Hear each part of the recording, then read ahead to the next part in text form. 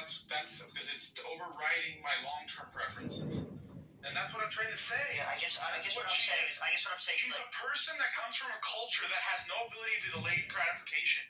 That's just a fact. Even you as a Jew would say that. So wait. What culture is that? She's Palestinian. Palestinians don't know how to delay gratification? That's not it's an IQ thing. Okay, this is IQ is related to it. This is true. I think Q, me, and Diego are all in agreement about that. Obviously, Q's the only he's the only guy that we're politically aligned, which is to say we're anti-political.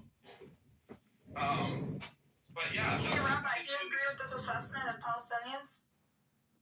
No, I think he just justifies everything, and he will do whatever it is to justify whatever he wants to justify.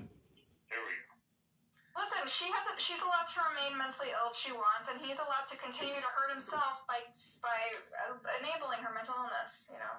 We can't say that. What does he get? And we're getting all wrapped up in his attachment to her. Let's move. Yeah, what does he get out of denying? You guys are the one.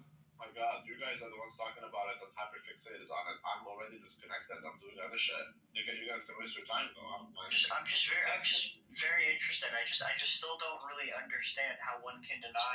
It's like denying cancer, that cancer is real, or like denying that fucking. Can I ask you about your dad's bipolar, Kevin? Yeah. So what was his experience with medication? Did he like to take it all the time, or did he go on breaks because he enjoyed mania or whatever, the different things? My dad was much more heavy in the depressive than the mania. Like, his depressive periods were super long and the manic periods were super short. Not that. That's cultural too. But yeah, no, he didn't really.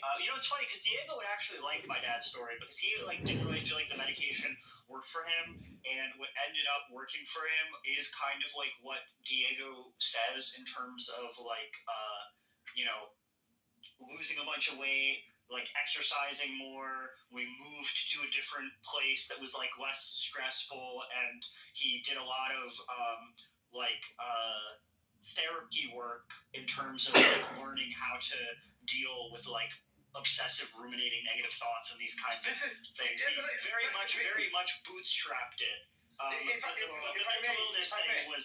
mental illness thing was still real though. There was a thing there that he was overcoming and had to crawl, climb up again.